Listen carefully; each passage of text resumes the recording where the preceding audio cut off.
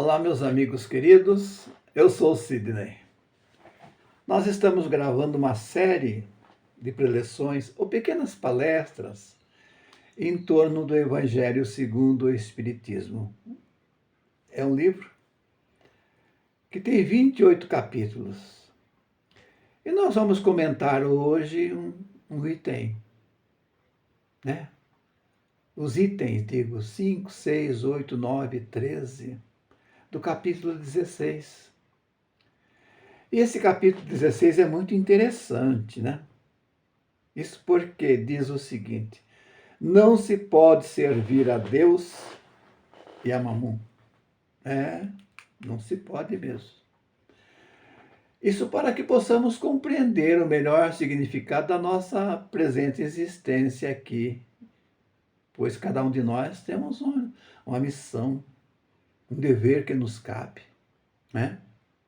E esse capítulo 16, nós vamos comentar a respeito da parábola do mal rico, parábola dos talentos, das desigualdades das riquezas, a verdadeira propriedade, né?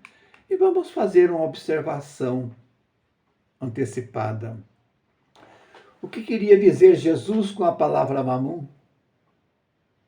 Mamon, na época de Jesus, significava riqueza, dinheiro, bens materiais e tudo que for material que não podemos levar além dessa vida.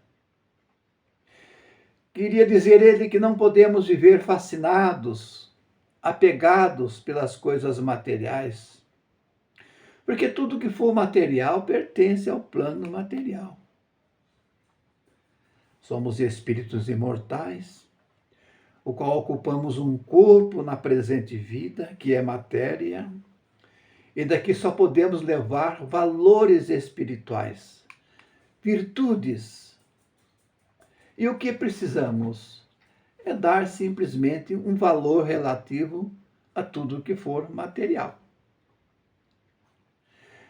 Eu sei que é impossível conciliar esses dois opostos, porque senão nós tornaremos sendo escravos da matéria. E assim tem muitos que se tornam. E cada um é dado por Deus na sua presente existência terrena valores a ser trabalhados juntamente para o nosso progresso espiritual, como a carência material, abundância material, ou mesmo abundância intelectual, haverá de ser sempre utilizada como missão ou mesmo como provação. Por que não expiação?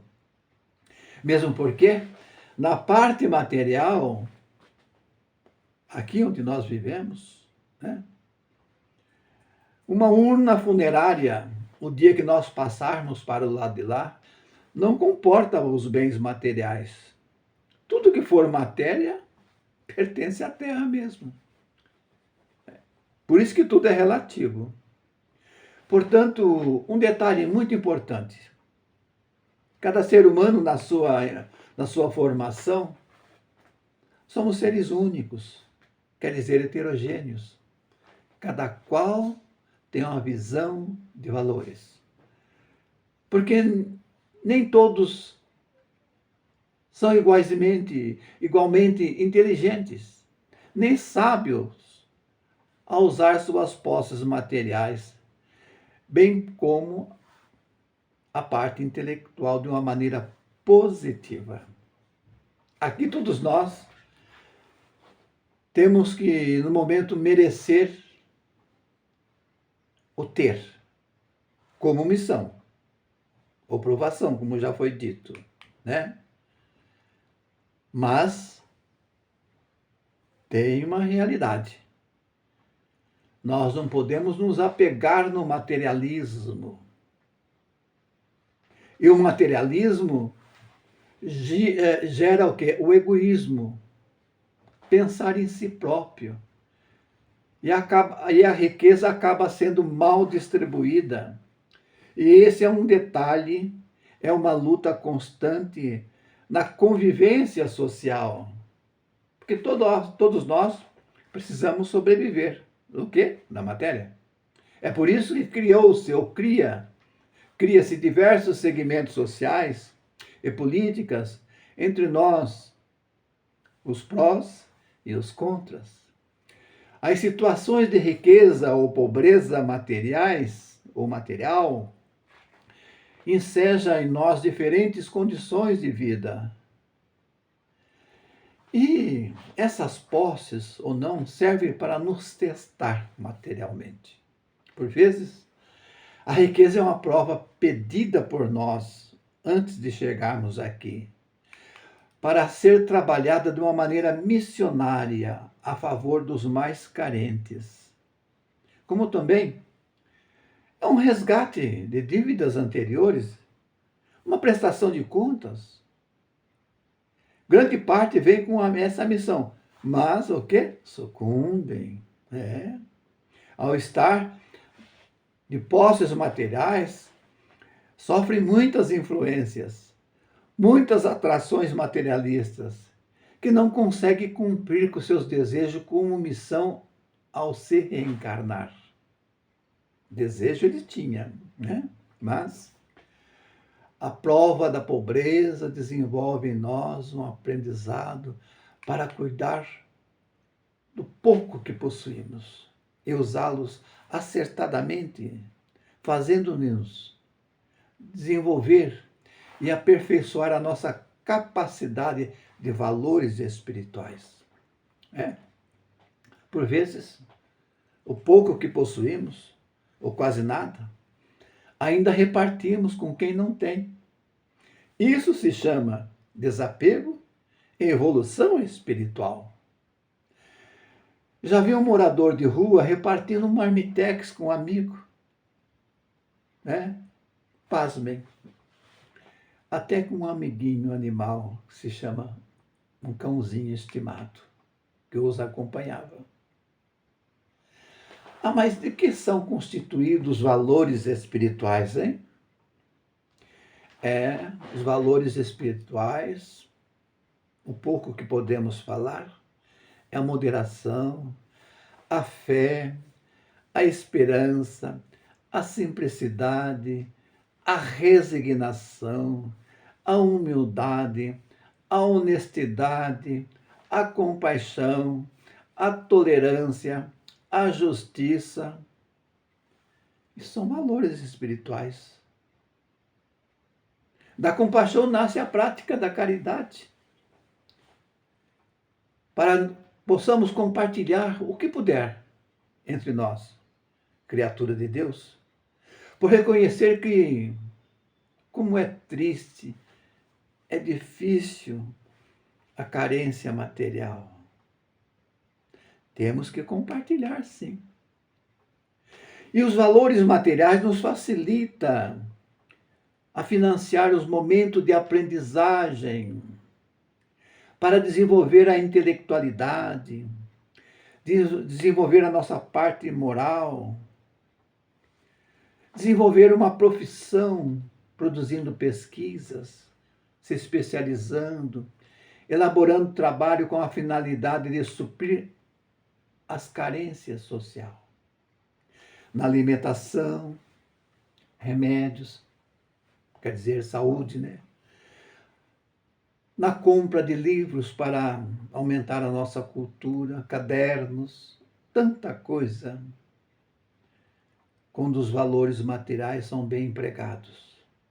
E a prova da riqueza é muito difícil, é perigosa. Pode excitar em nós, seres imperfeitos, o pior que ainda temos para uma evolução moral. Não raro, o rico se torna orgulhoso, avarento, egoísta, desviando e permanecendo moralmente indiferente àqueles que necessitam, ou seja, o próximo. Existem exceções? Claro que existem exceções, muitas. E Jesus certa vez assim clamou: ai de vós ricos, porque já tendes a vossa consolação. Qual a consolação? Isso está em Lucas, em capítulo 6, versículo 24 e 25. Por que Jesus fez essa advertência? Ai de vós, ricos! Porque nós escolhemos, antes de nos reencarnar, uma certa posição para cumprir como elevação espiritual. Ai de vós, demonstrando assim que existe uma consequência futura do mau uso dos valores materiais. Ai de vós, representa um clamor de Jesus nos alertando quanto à vida futura. E Jesus nos alertou através de histórias ou historinhas, que nós falamos parábola. Então a parábola do mal rico, a historinha do mal rico, havia um homem muito rico que se vestia com as melhores roupas da época. E se tratava de uma maneira de dar inveja aos demais. Morando numa casa de dar inveja, quem eu conhecia sabia que ele vivia na abundância. Mas em sua porta ali ficava um homem muito pobre, por nome de Lázaro, sempre estendido na sua porta, mal conservado, com alguns detalhes no corpo ou na pele, pela falta de oportunidade de higiene pessoal. Vivia das migalhas daquele homem rico, e mesmo da família que sobrava da sua mesa, que ia para o lixo. Aquele homem, de uma alma boa que vivia na sua porta, sofrido. Tinha como companhia alguns cães que o acompanhavam, geralmente lambia suas chagas ou feridas, que apresentava externamente o seu corpo. Humildemente assim compartilhava com os cães também as sobras comestíveis que o lixo ali sobrava. Mas, como tudo na terra tem seus limites, sua missão, sua aprovação, ou mesmo expiação, esse pobre homem um dia, ele se foi. Passou para o plano espiritual. No entre parênteses, morreu. E ao transpor para a espiritualidade, foi bem assistido. Foi levado pelos anjos ao seio do Deus Abraão. Mas o rico também um dia partiu. Ele teve a vida espiritual muito conturbada após o sepulcro. E quando estava nos tormentos na espiritualidade, ao longe via Deus Abraão e Lázaro, ele gritava em seus conflitos muito atormentado: Pai Abraão, tenha piedade de mim, envia-me Lázaro a fim de que ele molhe a ponta do seu dedo na água para refrescar a minha língua, porque eu sofro tormentos extremos nesta chama imensa. Mas Abraão lhe respondeu: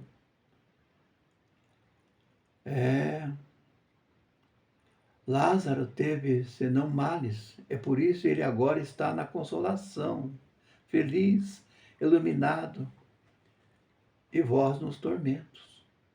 Portanto, existe um grande abismo entre nós e vós, de sorte que aqueles que agiu como você, querendo passar para cá, não pode.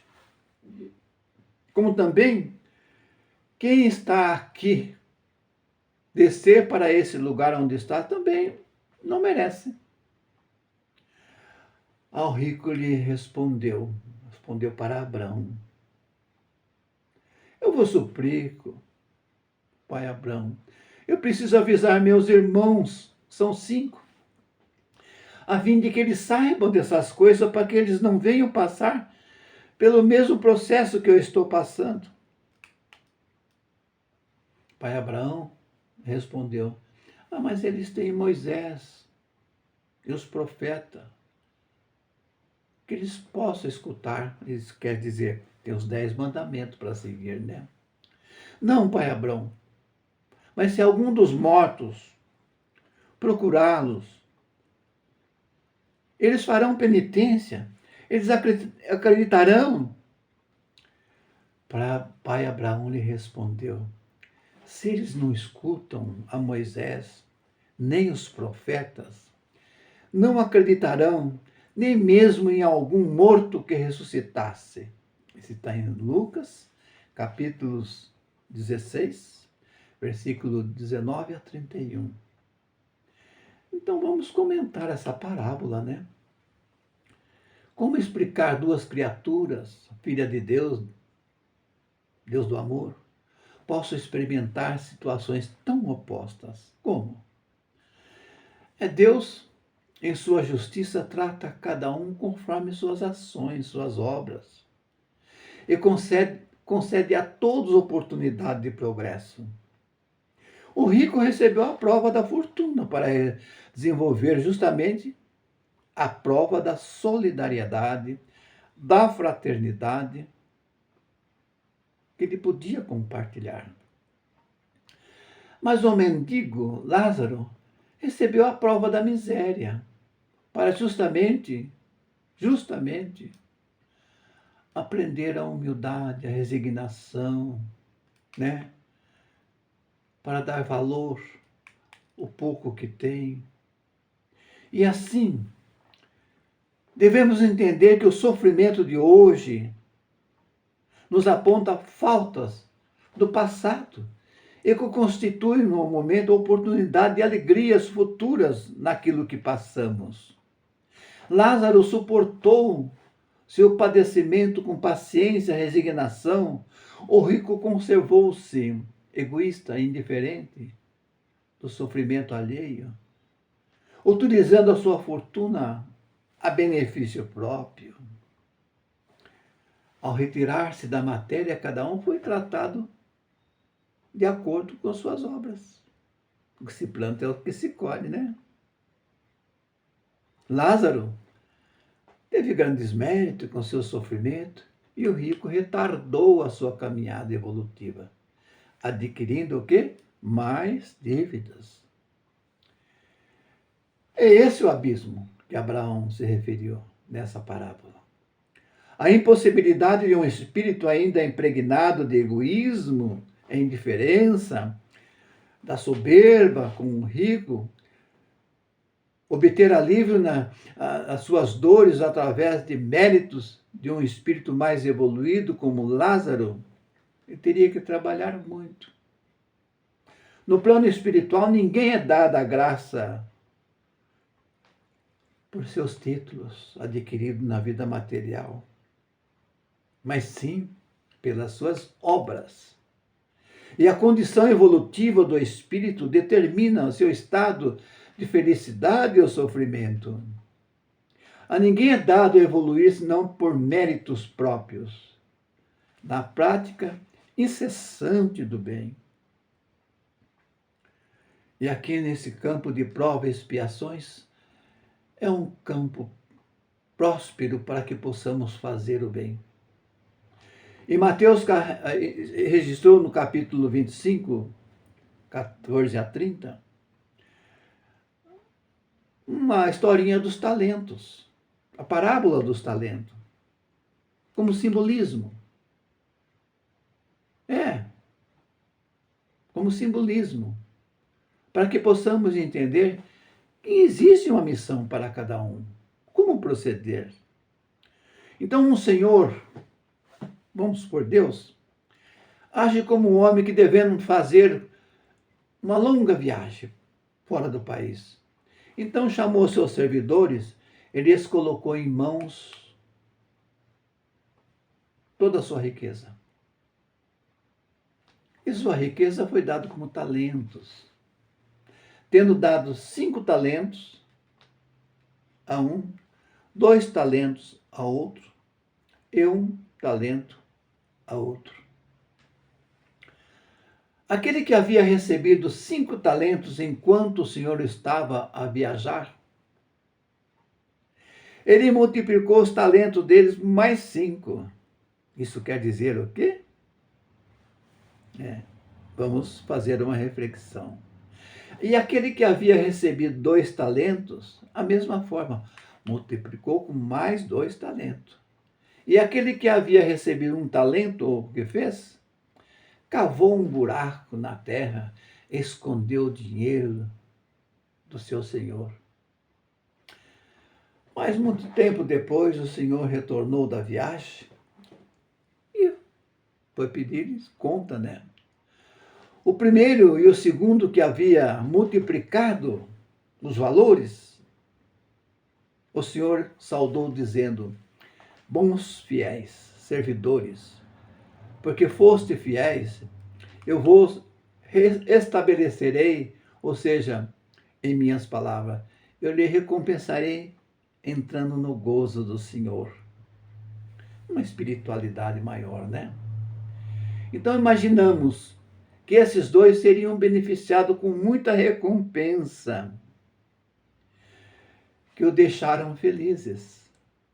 Já o terceiro, que enterrou o talento e nada produziu, veio até o Senhor e se desculpou, dizendo: Senhor, sei que és um homem duro, exigente, por isso eu temi e escondi o vosso talento na terra.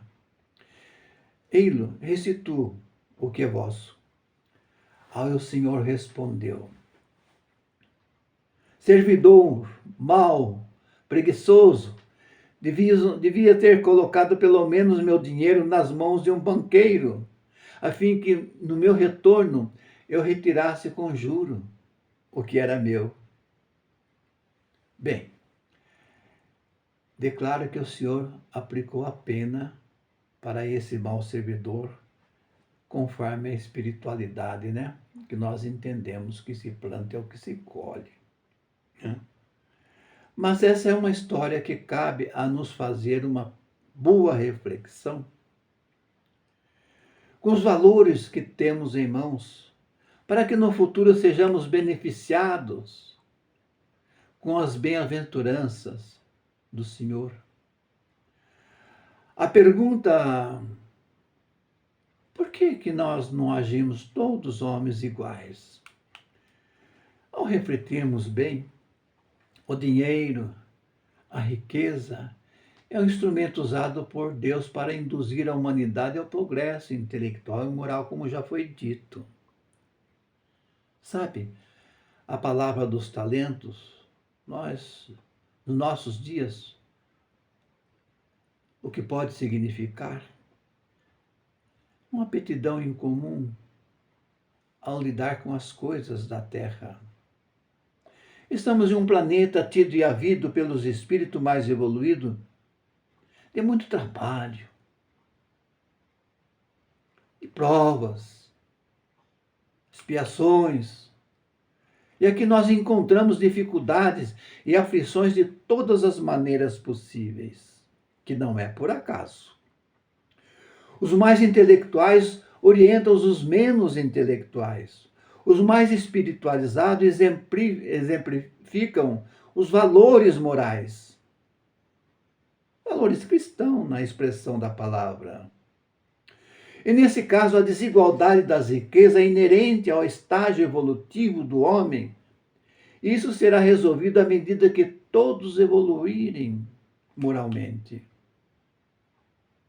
Se todos tivessem a mesma possibilidade, as mesmas igualdades, iam aprender o quê?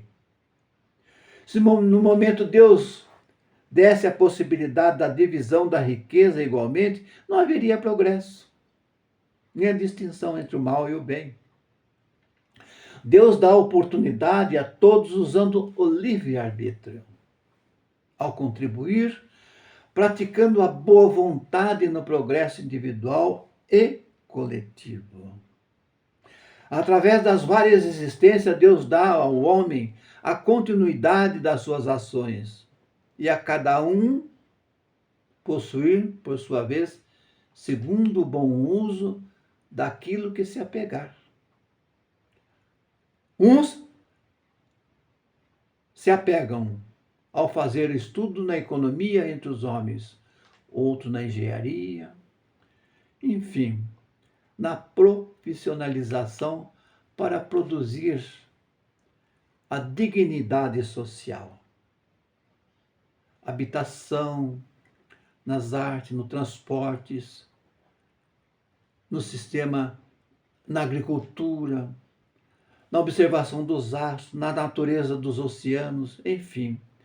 A sabedoria de Deus é infinita para nos auxiliar um dia a ser mais evoluído como pequenos deuses. Jesus diz: sois pequenos deuses, tudo que eu faço farão também. A humanidade só será plenamente feliz o dia que se transformar. Esse planeta será um dia um planeta de regeneração, onde nós não teremos tantas dificuldades sociais como hoje. Quando os homens se regenerarem, através do compartilhamento das necessidades, eliminando de seus corações o egoísmo, o orgulho, dando maior equilíbrio na distribuição das riquezas, fazendo desaparecer da terra os extremos, ou seja, a miséria absoluta. Através das várias vidas, das encarnações, vamos filtrando nossas imperfeições e abrindo novos horizontes, novos entendimentos do porquê que nós estamos aqui, quem somos. O que precisamos refletir é que existe uma diferença profunda entre a palavra ter e ser. Pois bem, existe uma passagem verídica que conta Raul Teixeira, escritor, palestrante espírita, a respeito do ter e do ser. Dizer que ele não quis mencionar, ele foi fazer uma palestra, uma cidade muito grande, importante, tudo pago pelo lugar aonde ele ia fazer a palestra. Ao descer no aeroporto, já tinha o táxi o esperando. E era uma hora já combinada aonde aquele táxi o levaria para um restaurante. E aquele táxi foi indo, andando a caminho daquelas ruas muito bonitas, arborizadas, aquelas alamedas. E no semáforo, ele viu ao pé de uma estátua, enquanto parava no semáforo, uma mulher revirando um saco de lixo, enfiando a mão dentro de um saco de lixo. Deu tempo dele ver que ela tirava do saco de lixo algo para comer. E ele, fazendo uma reflexão, nossa, eu vou para um restaurante, vou comer, vou almoçar o de melhor. E essa mulher comendo as coisas do lixo. Ele ficou muito pesaroso. Ele ficou muito triste. Ao chegar no restaurante, sentado na mesa, vendo aquelas comidas frescas, ele pensando, eis que um mentor apareceu para ele e disse: Raul, você não pode fazer nada. É certo que você ficou triste, mas não pode fazer nada. Aquela pessoa que estava revirando o saco de lixo estava ao pé de uma estátua que fora ela, numa encarnação interior, uma das autoridades competentes desta cidade, que não soube auxiliar os mais carentes através das verbas que o governo propiciava para que ela empregasse nas carências da cidade. Aquela estátua era ela no passado, bem como o nome da rua. Vamos fazer uma reflexão que se chama expiação. Essa é uma expiação de pessoas que foi dado por Deus a ele o poder de ter uma autoridade ou ter a possibilidade de bens materiais para compartilhar com os seus necessitados. E assim eu termino essa pequena preleção, agradecendo a todos aqueles que se interessaram a escutar esses esclarecimentos a respeito. Pegue o livro Evangelho segundo o Espiritismo e faça uma revisão nesse capítulo 16. Do outro lado, aqueles que assistirem através do YouTube, compartilhem. Compartilhem, minha gente. Já é uma caridade. Uma caridade intelectual.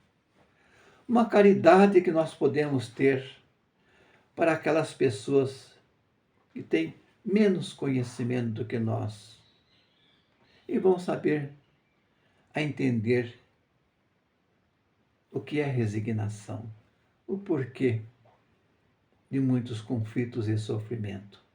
A minha gratidão a todos vocês.